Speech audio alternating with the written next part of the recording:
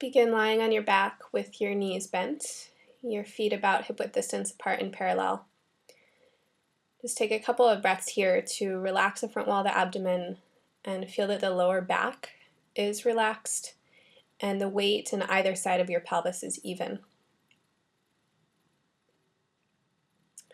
And then bring your right leg up into your chest, interlace your hands around the shin, and you can slide your left leg forwards. And take a couple of breaths here, just let the weight of your arms draw down in the leg. Breathe into the right side of the body. And try and relax through your right hip socket and let your left leg lengthen.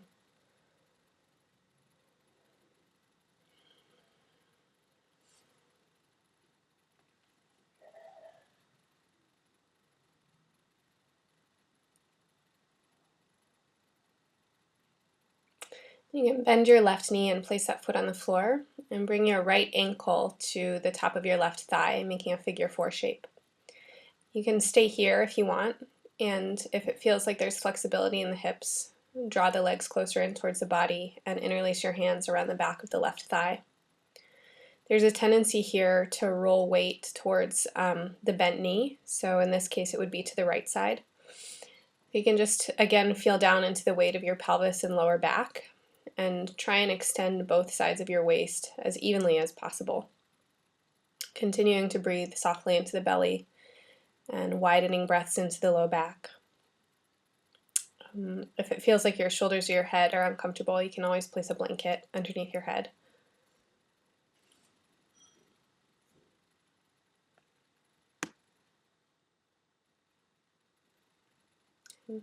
And set your left foot back down on the floor, replace your right foot beside it. So again, the feet are hip-width distance and parallel. And just notice any difference between the two sides of your hips. And when you're ready, draw the left knee in towards your chest and extend the right leg out on the floor. So just using the weight of your arms to pull the leg down in towards the belly. Try and relax and breathe into the left side of your waist, into the left side of the tummy and your organs, and simultaneously release down the inner right leg. Relax the outer right hip.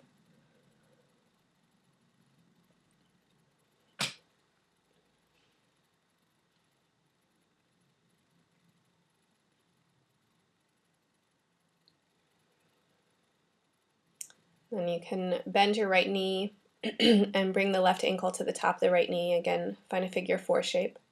And it's fine to just stay here if the left hip feels tight, and like this would be a good place to stay. Otherwise, draw the legs in closer to the body and interlace your hands at the back of the right thigh. A little flexion through the left toes will help protect the knee joint. And again, just notice where your weight is. And see if you can imagine or feel your breath kind of extending down into the back side of the lower lungs. Lengthening two sides of the low back. So on your exhales, continue to relax the collarbones, the shoulder, and the head.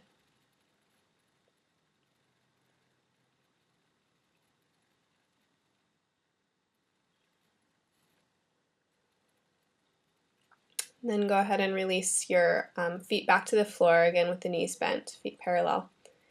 And on an exhale, slide both legs forwards and flex your toes.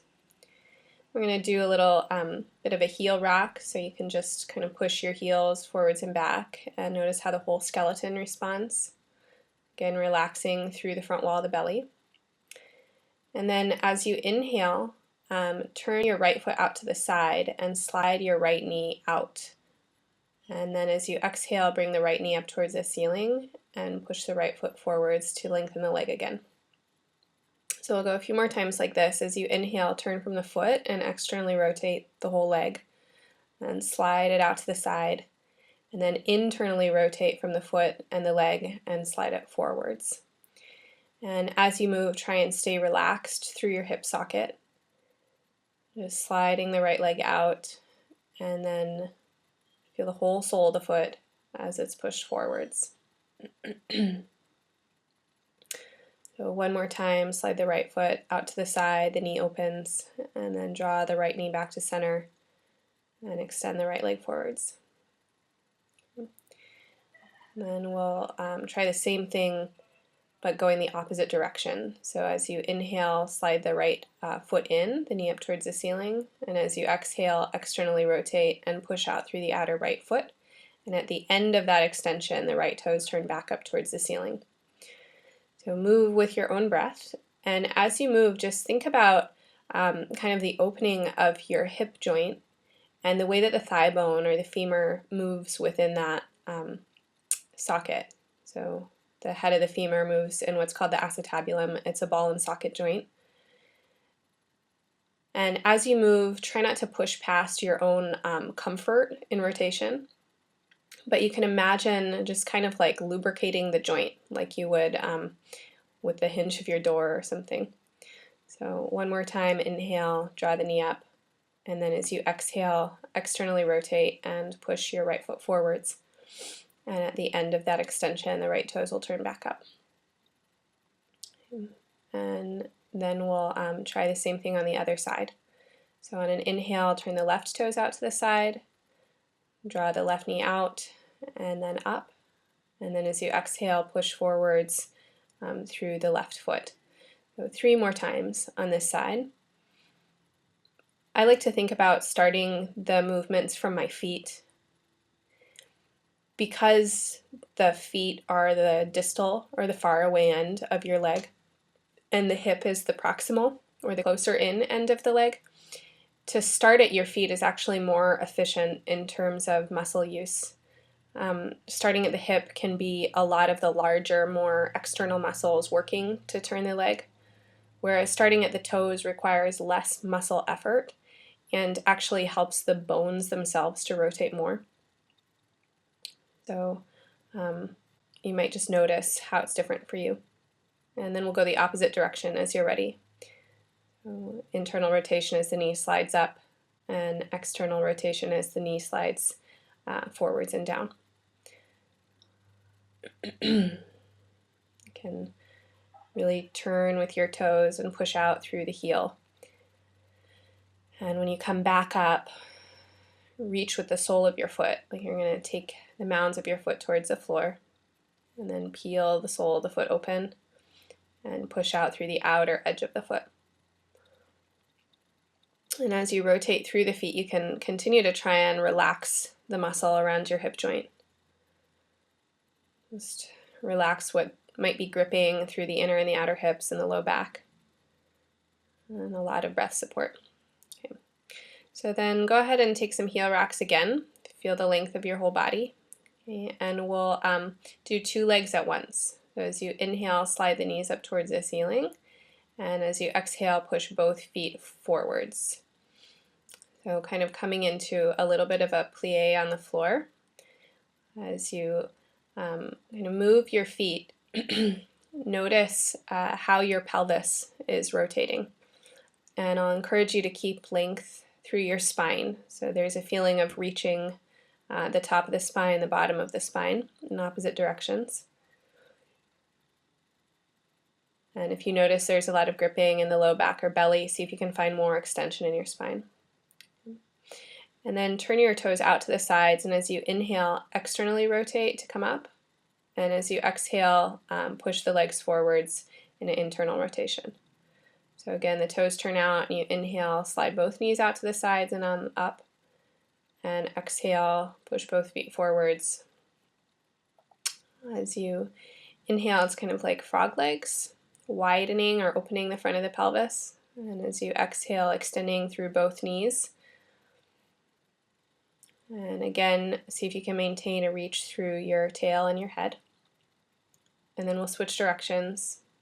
And as you inhale, slide the knees up towards the ceiling, open the knees to the sides, and then exhale and push the feet forwards. And again, see how much work you can do actually beginning at your feet. So the toes would rotate up towards the ceiling, you would point them forwards and then pull them in.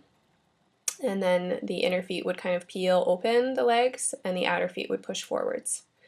And you might notice as you work from the feet that there's actually more sensation through the pelvis and through the internal and external, or the medial and lateral rotators of the hip. Okay. And then you can slide both feet in and just let your pelvis rest, the feet flat to the floor. Okay. And then just push down into both feet and start to peel the spine away from the floor. So starting at the pelvis, lift the spine up, not very high, just as high as it's comfortable, and then push more into your right foot and take a lateral pelvic shift. Take your pelvis all the way over to the right or as far as you can, and then set it down.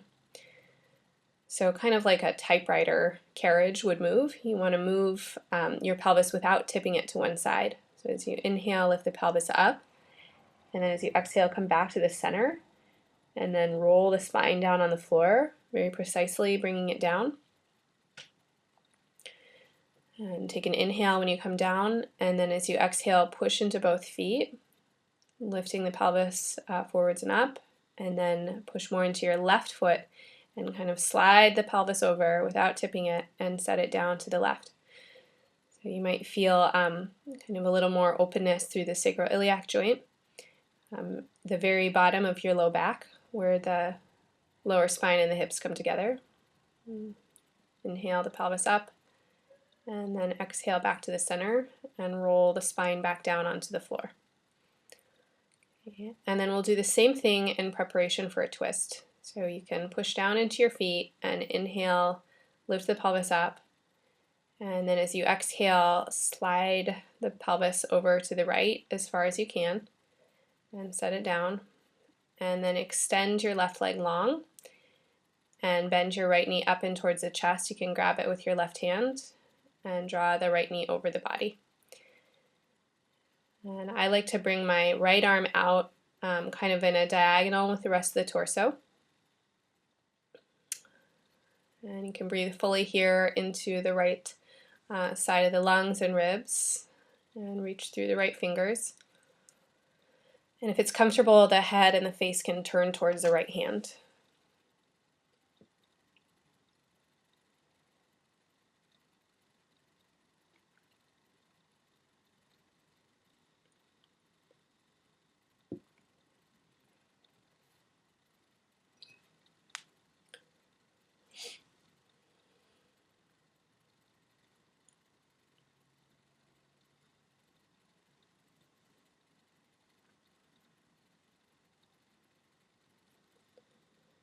And then with your inhale, come back to the center with your right knee, set it down. The pelvis will still be shifted over.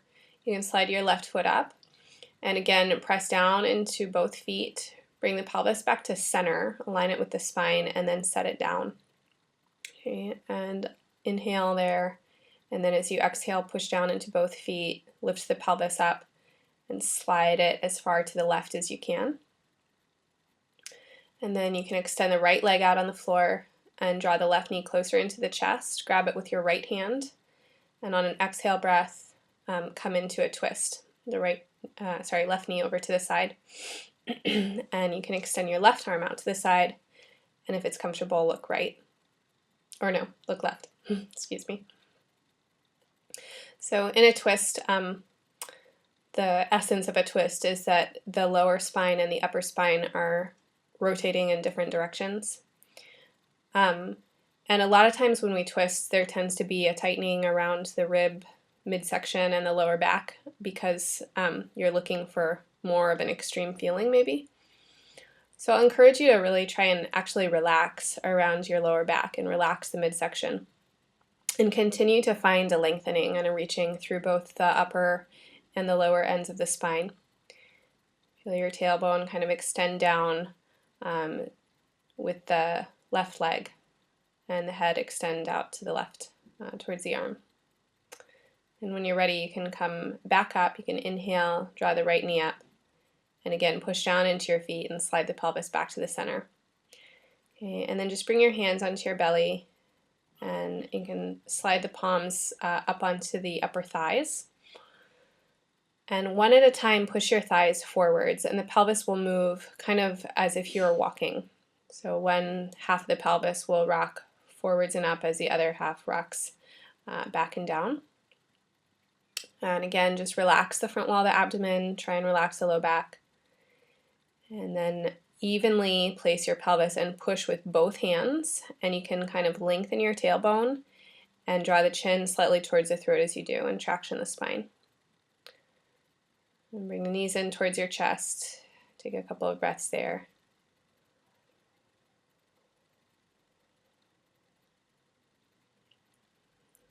And then when you're ready, you can just set the feet on the floor and release the hands out to the sides, turning the palms up.